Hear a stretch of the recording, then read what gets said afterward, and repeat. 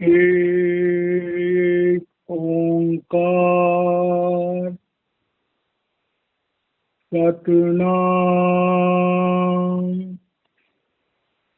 करता पुरख निर्भय निर्वैर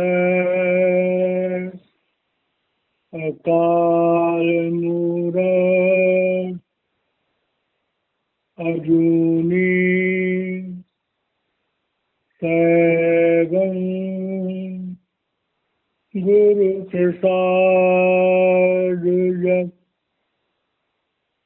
आदि सच जुगाद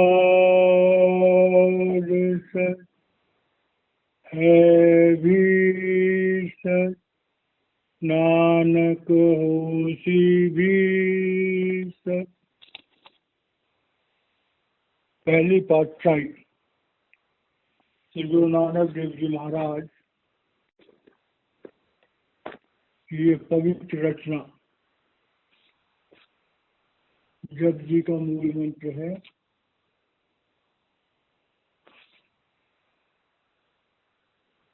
इस रचना के माध्यम से सच्चे पातशाह इस परमात्मा का गुणगान कर रहे हैं। हे परमात्मा, आप स्वयं प्रकट हुए, समस्त ब्रह्मांडों का निर्माण किया और जब से पृथ्वी बनी तब से आप हम इंसानों के लिए मनुष्य का चोला धारण करके सद्गुरु रूप में प्रकट होते रहे।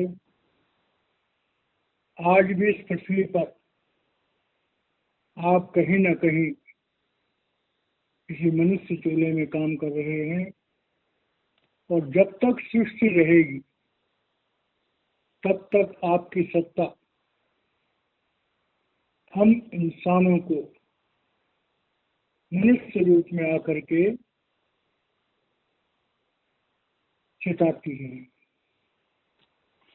जप जी की 16वीं पौड़ी की आज आखिरी 3 लाइनें हैं।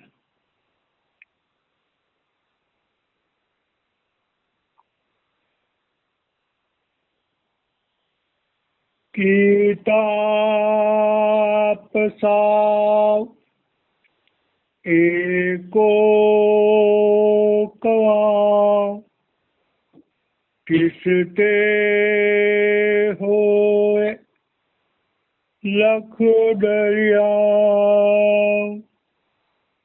कुदरत कौन कहा विचार वारिया न जावा एक बार जो तुझ भावे साई बलिकार तू सदा सलामत निरंकार।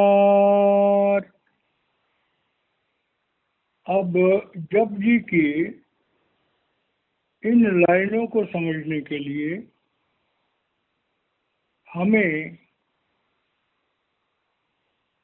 संपूर्ण मानव जाति उनकी भावनाओं को समझना होगा। धर्मशास्त्र main problem as a whole, समस्त संसार के मनुष्यों की जो प्रॉब्लम्स हैं उनका जिक्र करते हैं और उनके बारे में ही उपदेश भी देते हैं और समाधान भी। अब इस संसार में जो समस्त मनुष्य हैं, चाहे वो किसी धर्म के हों, किसी देश के हों, किसी जाति के हों, किसी मत को मानने वाले,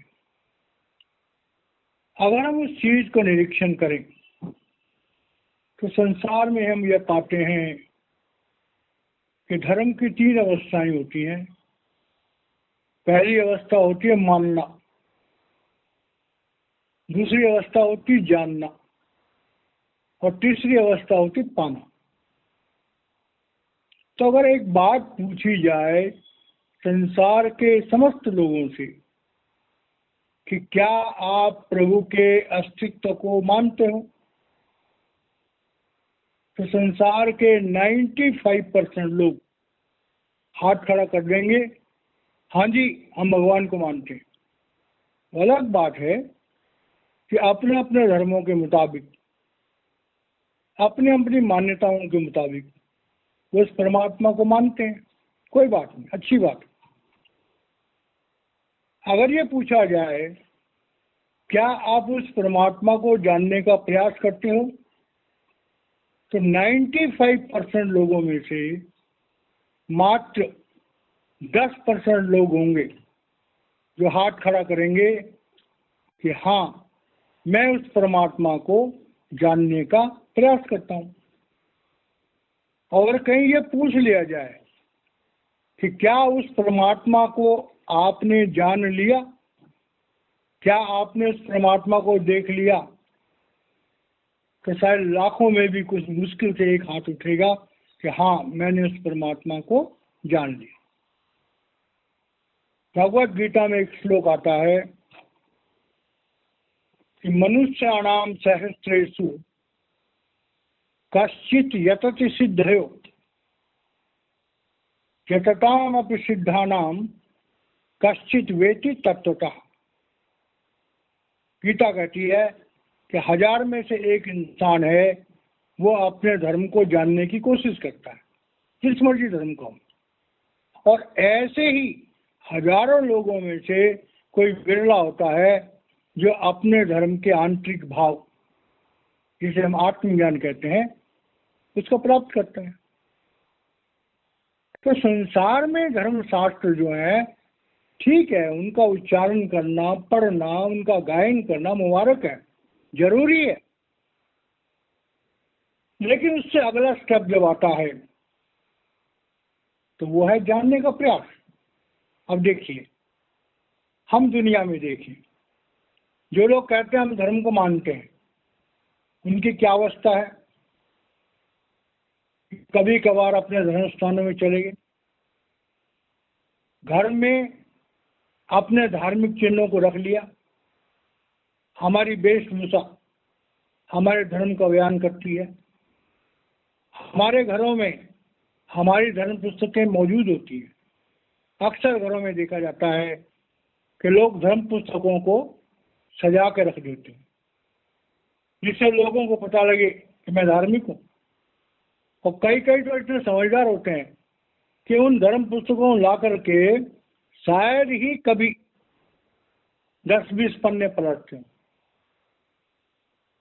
तो जो मानने वाली बात है वह इतना ही है कि मेरे घर में धर्म पुस्तक है, मैं कभी कभार धर्म स्थानों में चला जाता हूँ, मेरे धर्म के मुताबिक जो तीर्थ व्रत जो हमारे रीति रिवाज हैं उन्हें मैं श्रद्धा पूर्वक करता हूँ।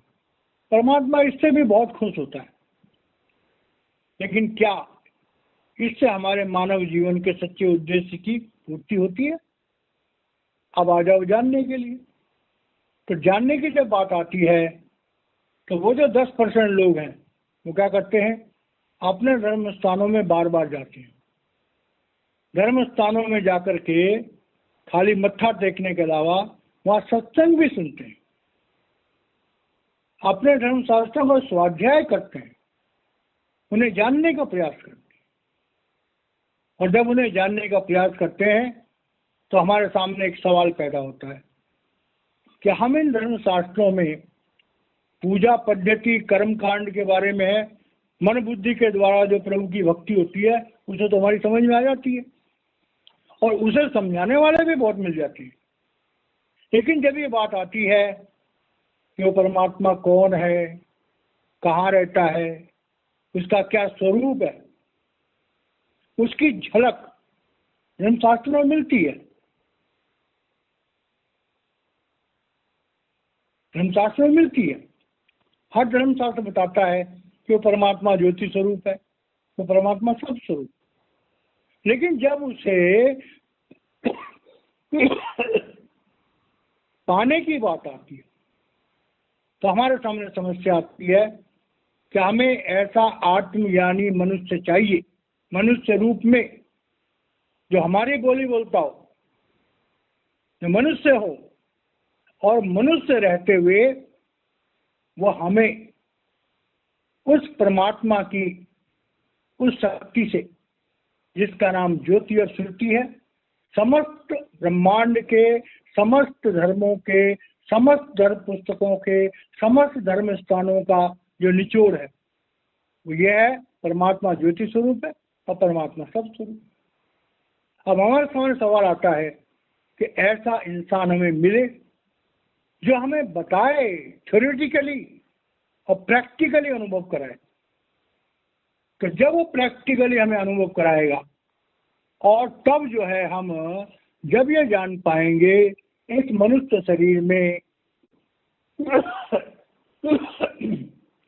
वो परमात्मा स्वयं विराजमान आत्मा के रूप में, और वही बैठ करके हमारा जीवन चला रहा है, और उसी ने समस्त ब्रह्मांड बनाए और उसकी मर्जी से सब कुछ होता है।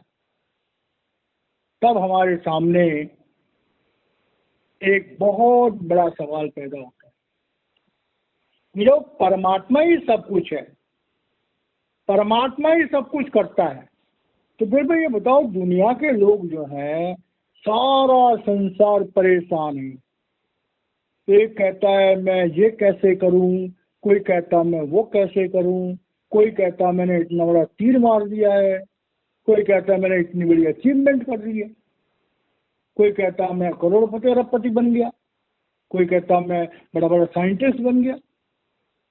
तो संसार की उपलब्धियों को प्राप्त करने के लिए मनुष्य अपनी मानसिक शक्ति को इंद्रियों की मदद से जब डेवलप करता है तो उसके अंदर एक भावना पैदा हो जाती है कि मैं करता हूं, मैंने मेहनत करी तो मैंने एमए पीएचडी करी, मैंने मेहनत करी तो मैं अरबपति बन गया, मैंने मेहनत करी तो मैं वर्ल्ड चैंपियन बन गया। अब जब ये अज्ञानता इंसान के सामने आती है तो साथ साथ हमारे जीवन में कमियां भी होती हैं। हम ढूंढते हैं हमारे जीवन में ये कमी है, हमारे जीवन में वो कमी है, फलाने के पास इतना ज़्यादा है, मेरे पास इतना कम क्यों। और संसार में असंतोष असंतोष असंतोष, और यही झगड़े की जड़ है कि संसार में जितने भी लूट पाट मार खसोट, जितना करप्शन, जितनी रिश्वतखोरी, जितनी बेईमानी, जितना छल और जितना कपट, उसका मूल कारण है कि हम अपने धर्म की वास्तविकता को नहीं जानते और न हम अपने धर्म की वास्तविकता को जानने का प्रयास करते हैं। हम उस परमात्मा को नहीं जानते और न हम उस परमात्मा को जानने का सच्चा प्रयास करते हैं। जैसे मूल मंत्र में आया है, हे परमात्मा आप स्वयं प्रकट हुए, समस्त ब्रह्मांड आपकी रचना है, समस्त ब्रह्मांड आपके इशारे पे चल रहा है, प्रभु की इच्छा के बिना पत्ता नहीं हिल सकता। लेकिन ये बात हमारी समझ में आती नहीं। अब इस बात को समझाने के लिए सच्चे पातशाह इस पौड़ी की लाइन में बता रहे हैं कि कीता पसाव एको को। पहले हम तो सोचते हैं दुनिया में हमने कोई चीज़ बनानी होती है, एक मकान बनाना होता है तो 2 महीने लग जाते हैं, कम से कम ज़्यादा भी लग सकते हैं। उस परमात्मा ने कीता पसाव, अब कीता पसाव का मतलब है सचखंड से लेकर के समस्त ब्रह्मांड। जब उसने कहा मैं एक से अनेक हो जाऊं, तो जो शक्ति प्रभु ने प्रकट की, जो शब्द प्रकाश की, उससे अनंत अनंत अनंत उसकी रूप बन गए, और वो रूप बन करके उसके बाद समस्त ब्रह्मांडों का निर्माण हुआ। सचखंड से लेकर के और इस पिंड के देश तक जो भी निर्माण हुआ उस परमात्मा के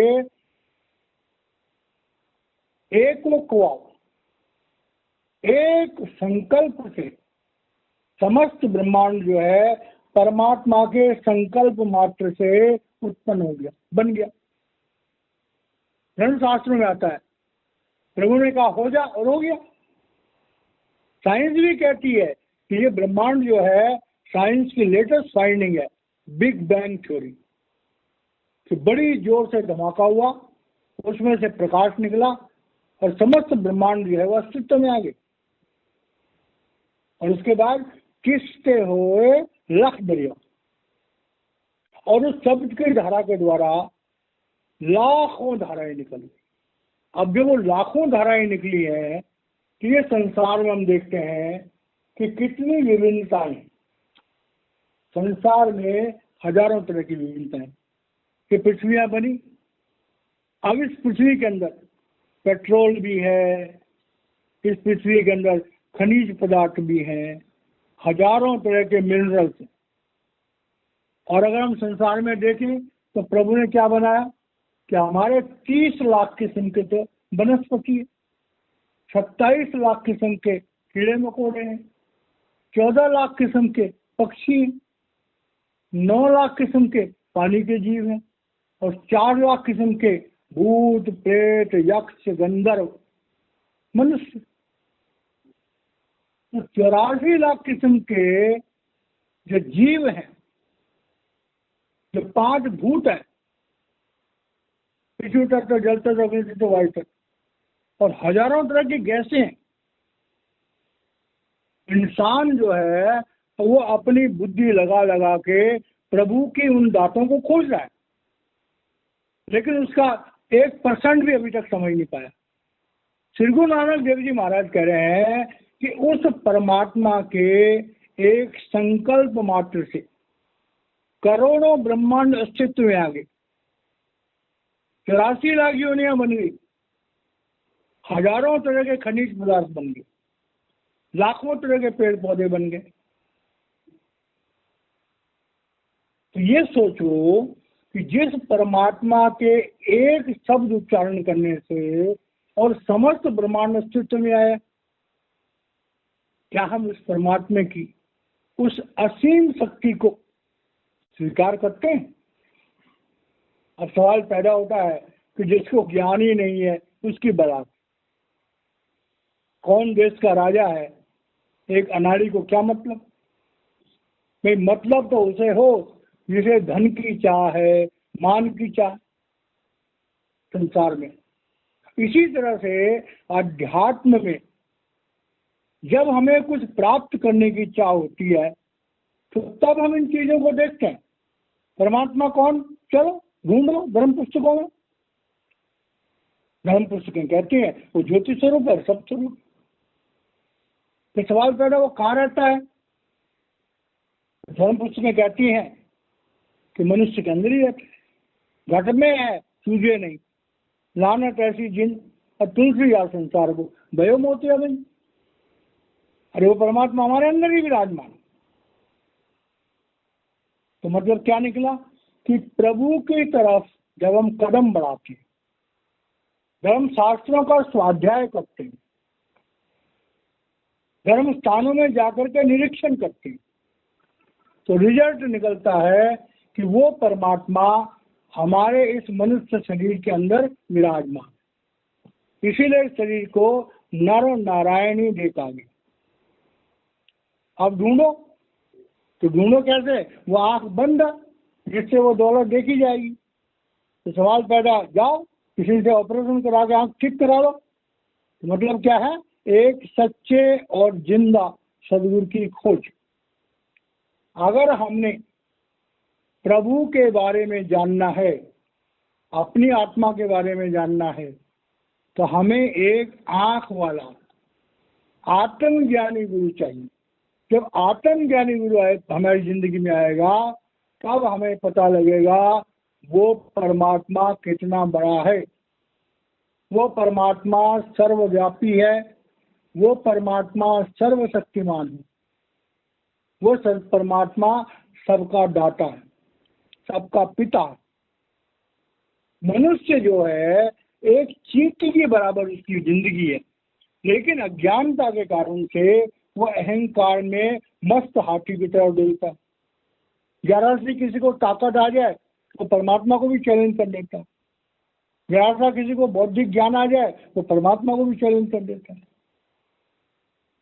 तो धर्म पुस्तकें हमें बताती हैं कि हमारा सोचने का ढंग कैसा है। उस परमात्मा के अस्तित्व को मौखिक तरीके से हम स्वीकार करते हैं, लेकिन वो कितना बड़ा है, कितना श्रेष्ठ है, उसे जानने का प्रयास नहीं करते। आगे, कुदरत कवन कहा विचार वारिया ना जावे एक बात। अब श्री गुरु नानक देव जी महाराज कह रहे हैं कि जैसे ऊपर बताओ परमात्मा इतना बड़ा, इतना श्रेष्ठ है, तो कुदरत कवन कहा विचार कि भाई वो कौन है जिसका ये रूप है, और उसका हम विचार कैसे करें। तो कौन है उसका इशारा हमें धर्म पुस्तकों में मिलता है, लेकिन कहा विचार उसके बारे में अगर हम विचार करना चाहें तो हमारे मन बुद्धि में इतनी ताकत नहीं कि हम प्रभु के बारे में विचार कर सकते। मतलब इसका इंटरनल मतलब क्या है कि जब तक हम किसी आत्मज्ञानी महापुरुष से नहीं जुड़ेंगे जो हमें हमारी आत्मा के बारे में बताए, परमात्मा का जो घट घट वासी अस्तित्व है, ए रोम रोम में रम रहे राम। जब राम की हम बात करते हैं तो राम का मतलब वो शक्ति है जो हमारे रोम रोम में बस रही है, सृष्टि के कण कण में बस रही है, उस शक्ति का नाम राम। तो कह रहे हैं कुदरत कौन, कौन है वो परमात्मा, कहाँ रहता है, क्या उसका रूप है, कहा विचार, कौन विचार कर पाएगा। मन बुद्धि के दायरे में कोई ताकत नहीं मन बुद्धि और इंद्रियों को कि वो परमात्मा के वास्तविक स्वरूप को दिखे। इसीलिए संसार के लोगों ने क्या किया, आसान तरीका ढूंढ लिया कि भगवान की मूर्ति बना लो, उससे भी फायदा होता है। अगर हम मूर्ति पूजा भी करते हैं तो हमारा भाव बनता है, हमारा भाव बनता है। लेकिन हमारा अगला स्टेप है कि जिसकी वो मूर्ति है उससे हम साक्षात मिलें। जिस परमात्मा की मूर्ति है उस परमात्मा से मिलें। अगर हम हनुमान जी की पूजा करते हैं तो हनुमान जी के वास्तविक स्वरूप से मिलें। राम जी की पूजा करते हैं तो राम जी के वास्तविक भाव से मिलें, अब तो ठीक है, कोई बुराई नहीं है। लेकिन अगर हम बाहरी आवरण की पूजा करते रहेंगे, हमारा भाव बनेगा, हमारे पुण्य बनेंगे, लेकिन हमें आत्मज्ञान नहीं हो सकता। तो कह रहे हैं उस परमात्मा का जब हम कुदरत कौन, वो परमात्मा कौन है, कहा विचार, जब हम उसका विचार ही नहीं कर सकते तो वारिया ना जावे एक बात। अब हम उस प्रभु को अपनी अरदास पेश करना चाहें, सपोज, तो किसको करें। हम जाते हैं, माना हम दिवाली की मिठाई लेके गए और हम किसी इंसान के घर गए, माना कोई बहुत बड़े मिनिस्टर हैं या कोई टीचर हैं। अब हम मिठाई हमारे हाथ में है, हम डोल रहे हैं, जब तक वो इंसान हमें नहीं मिलेगा तब तक हम उसकी डिलीवरी कैसे करेंगे, तब तक हम उस इंसान को प्रणाम कैसे करेंगे, अपनी भेंट कैसे देंगे उसको। हम जाके वो दरवाजे पे जाके उसके रख आए कि लो जी तुम्हारी मिठाई है, ये तुम्हारा हिसाब है, अक्सर ऐसा नहीं होता। दुनिया में भी हम अगर किसी को कोई अपना भेंट देने जाते हैं तो हमारी इच्छा होती है वो भेंट उस तक पहुंच जाए, हम जाके उसके घर के दरवाजे पे रख के नहीं वापस आ जाते। तो यहाँ पर श्री गुरु नानक देव जी महाराज कह रहे हैं कि भाई अगर हम दुनिया में परमात्मा के जो मकान बने हुए हैं, जिनको हम सोचते हैं परमात्मा यहाँ रहते हैं, वो हमारे धर्म स्थान है। अगर हम धर्म स्थानों में जाकर के और माथा टेक के आ जाते हैं, मुबारक है।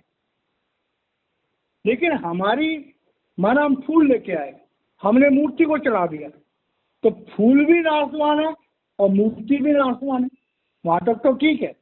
लेकिन अगर हम अपने दिल की भावनाओं को लेके आए, इस मामले में एक छोटी सी कथा आती है संत नामदेव जी की। नामदेव जी एक छोटे से बालक थे, उनके पिता प्रभु भक्त थे विठल महाराज। तो रोज प्रभु को प्रसाद चढ़ाया करते थे। तो बच्चा देखता था कि मेरे पिता जाते हैं सवेरे, दूध लेके जाते हैं, फूल लेके जाते हैं और प्रभु को प्रसाद लाने। तो बच्चा सोचता था कि शायद प्रभु दूध पीते हैं।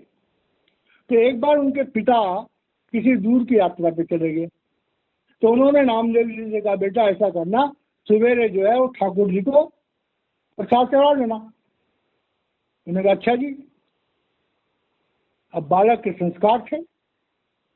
दूसरे दिन वो दूध में, एक कटोरे में दूध लेके गया, फूल लेके गया, फूल तो चढ़ा दिए, अब दूध लेके बैठ गया, ठाकुर जी दूध पियो। अब ठाकुर जी की मूर्ति थी, वो क्या बोलेगी, ठाकुर जी दूध पियो, बच्चा है। 1 घंटा हो गया, 2 घंटे हो गए, 4 घंटे हो गए, करते करते पूरा दिन बीत गया। बच्चा है, जिद पड़ गया, ठाकुर जी दूध पियो, और ठाकुर जी दूध नहीं पी रहे। अब भाव देखो, उससे आया गुस्सा, अंदर गया, एक छुरी लेके आया और छुरी अपनी गर्दन पर रख ली। बच्चा छुरी गर्दन पर रख दी, बोला ठाकुर जी दूध पीते हो कि नहीं पीते हो? अगर दूध नहीं पियोगे मैं अपनी गर्दन काट दूंगा। अब ये बात कहने वाली है, जैसे हम घर में देखते हैं, मैं जान दे दूंगा, मैं जान दे दूंगा, हम आपस में बोलते रहते हैं। लेकिन सच्ची तरह जान देने वाले बड़े कम होते हैं। अब ठाकुर जी तो भाव को जानने वाले थे। जब ठाकुर जी ने ये देखा कि नामदेव सचमुच में अपनी गर्दन काट देगा, तो उनने क्या, मूर्ति में हल्की सी हलचल हुई। नामदेव ने कटोरा जो है तो ठाकुर जी की मूर्ति को लगाया और ठाकुर जी चूस चूस करके सारा दूध पी गए। नामदेव बड़ा खुश। अब उस दिन के बाद में नामदेव का काम आसान हो गया, जाए ठाकुर जी दूध पियो, ठाकुर जी दूध पी ले। करते कराते 5-7 दिन के बाद उनके पिता आए, तो पिता ने आगे पूछा बालक से कि बेटा नामदेव, ठाकुर जी को तुम प्रसाद चढ़ाते रहे, यहाँ पिताजी चढ़ाता रहा। कहते क्या किया? तो कुछ नहीं, फूल चढ़ा देता था और ठाकुर जी को दूध पिला देता था। तो पिता कहता भाई नालायक, ठाकुर जी का दूध पीते हैं? कहते नहीं, मैं तो रोज पिलाता हूँ। पिता को बड़ा आश्चर्य हुआ, इसमें कैसे हो सकता है? कहा भी करता हूँ। तो दूध लेके आया, ठाकुर जी के पास बैठा। अब ठाकुर जी ने उसके बाप को देख लिया, ठाकुर जी थोड़े मौन हो गए। अब नामदेव परेशान कि ठाकुर जी दूध नहीं पी रहे। अच्छा, मेरे सामने दूध पी लेते हो और मेरे पिता के सामने दूध नहीं पी। गया अंदर से, फिर छुरी लेके आया, अपने गर्दन पर रखी, दूध पीते हुए नहीं पीते, मैं गर्दन काट दूंगा। ठाकुर जी ने दूध पी लिया। नामदेव की आंखों से आंसू आए, दहाड़े मार मार के रोने लगा। हे प्रभु, सारा जीवन बीत गया, मैंने आपको मूर्ति रूप ही समझा। मैं दूध आपके लिए लाता था, आपको लफ्जों से ऑफर करके, और दूध खुद के प्रसाद के रूप में हम ही पी लेते थे। आज मुझे पता लगा कि भक्ति क्या होती है। गोविंद भाव भजन का भूखा, गोविंद भाव का भूखा है, गोविंद सच्चाई का भूखा है। गोविंद हमारी एक्टिंग पोजिंग का भूखा नहीं है। गोविंद हमारी तरह तरह से जो हम उसको रिझाने की कोशिश करते हैं, उनसे रिश्ता अच्छी बात है, बहुत जरूरी है, लेकिन प्यार कुछ और होता है। मोहब्बत के लिए कुछ खास दिल मखसूस होते हैं। ये वो नगमा है जो हर साज पे गाया नहीं जाता। इसलिए जो प्रभु के दीवाने होते हैं, उनके जीवन में जरा नजदीक जाके तो देखो, वो अपने मालिक पे तन दादम, जान आदम, ईमान आदम, अपना तन, अपना मन, अपना धन, अपना ईमान सर्वस्व निछावर है। 10वें पातशाह ने जब 5 प्यारे बनाए, लोग अपनी गर्दन कटाने के लिए खड़े हुए। तो भाई कितने लोग हैं जो परमात्मा के लिए अपनी गर्दन कटवाने के लिए तैयार है? मतलब ये नहीं हमने सचमुच में गर्दन कटवानी है, लेकिन एक भाव है। तो वारे आना जाओ एक बार।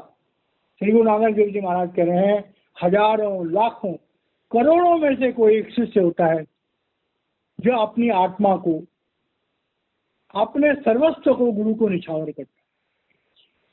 ये तो क्या है, नामदेव के पिता के लिए सारी जिंदगी भर हम प्रसाद को बनाते रहते हैं, ठाकुर जी को प्रसाद चढ़ाते रहते हैं और खुद पी जाते हैं।